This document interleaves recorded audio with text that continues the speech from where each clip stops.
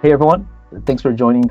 In today's conversation, I invited a professional from the US, someone that has an extensive experience with frameworks and working with working groups with NIST to develop some of the frameworks that they're putting out. This is Kelly Hood. So welcome. Can you tell us a little bit about your background, a little bit about yourself? Great. Yeah. Thank you for having me. I'm excited to join the conversation today. Yeah. My name is Kelly Hood. I'm a cybersecurity engineer with Optic Cyber Solutions, and I've been using the NIST cybersecurity framework for many years now. I have worked with NIST in different capacities over the years and was able to support providing some comments and feedback on the last draft, and then was able to participate in their workshops through the process. So I was very excited to see the release of 2.0 a few weeks ago. Yeah, that's amazing work. And of course, I've been following you on LinkedIn. For anyone listening, I recommend you do so because Kelly provides a lot of good commentary on frameworks and information. But for today's topic, I invited her particularly because of her work with NIST CSF 2.0, and they recently released or publicly released new framework or standard. So, Kelly, you put out some good overview on the changes, but can you give us a little glimpse of some of the changes that came up on version 2.0? Yeah, definitely. This is definitely something I've been spending a lot of time on lately, digging into for my clients and the people that I work with that are using the framework and saying, "Oh my gosh, what changed? What do I do now?"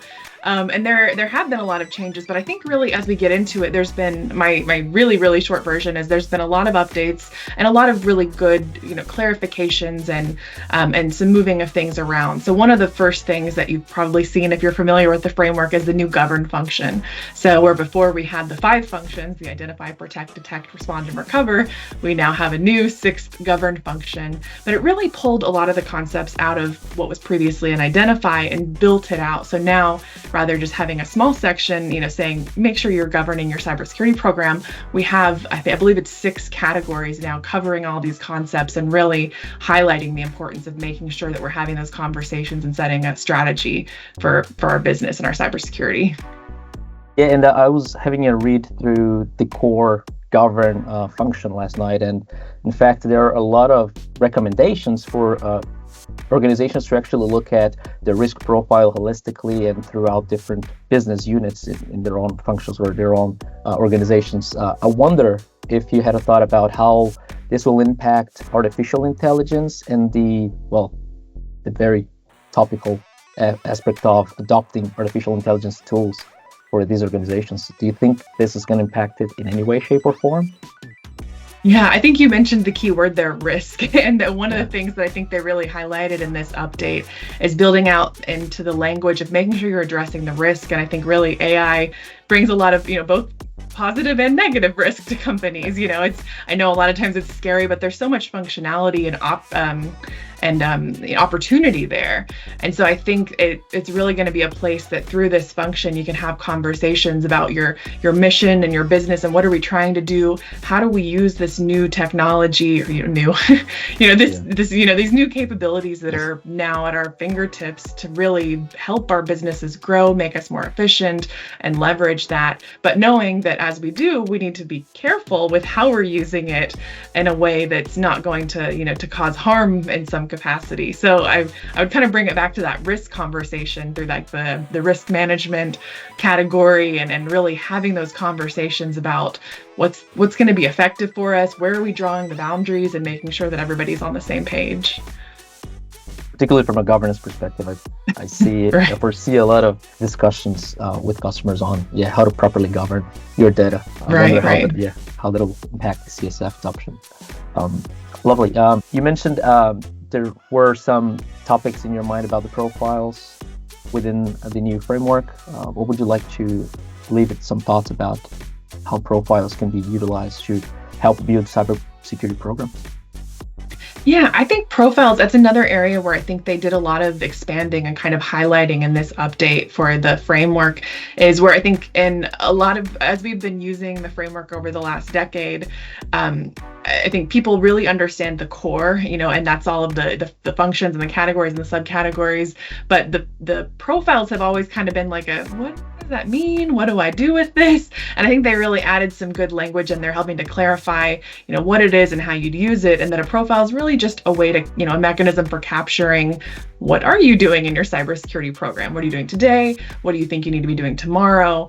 And how do you use that to have a conversation? So that's one thing that I'm really excited to see being built out, because I think it's a great way for companies to start, to make it actionable, to take the core that says, do all of these things and to say, so what? It's outcome based, which I think is one of the big benefits of the framework, where it doesn't tell you how to do it. It says, protect your data at rest and govern your cybersecurity program, but you have to figure out what that means for you. And profiles can be a great way to capture that and then circulate it with your team and make sure that everybody's in agreement. If I say I'm managing, asset management and doing this and that, and you're handling detection, right? But then if you go back and say, oh, I didn't know that was on my plate, but it's a way to basically just a way to capture that and to have a conversation and make sure that everybody's expectations are the same. Yeah, it's a very important topic, right? So knowing who takes care of each function or each part of the adoption of the framework, right?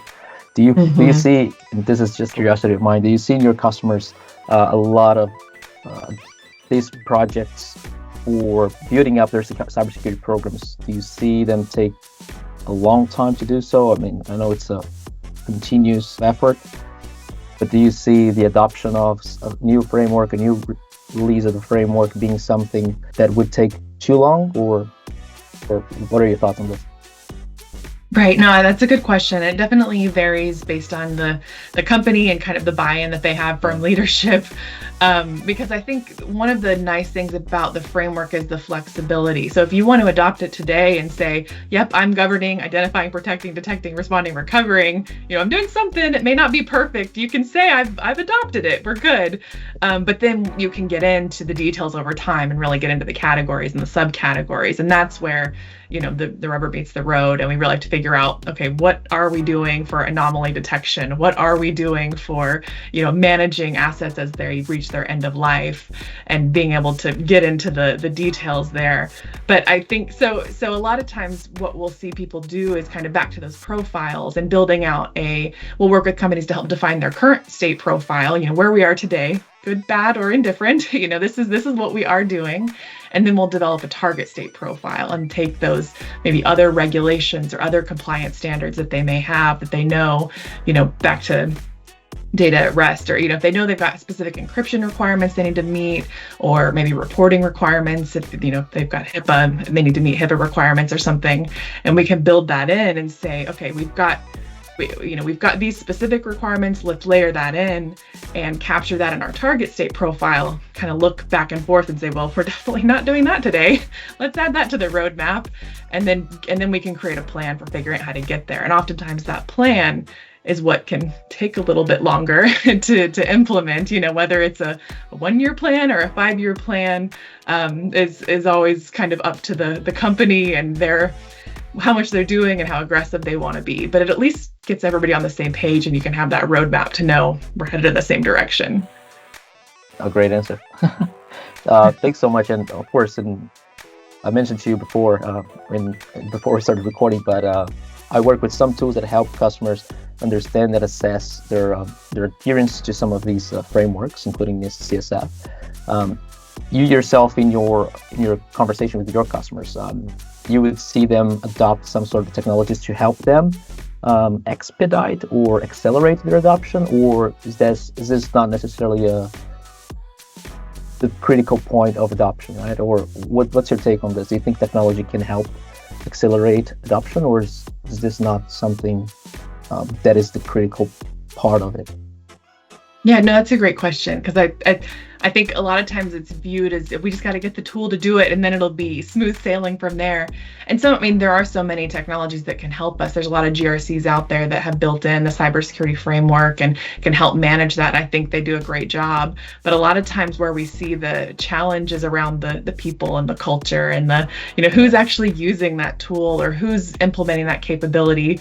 Great, we know we need to do X, Y, and Z, but how do we get the funding to make that happen?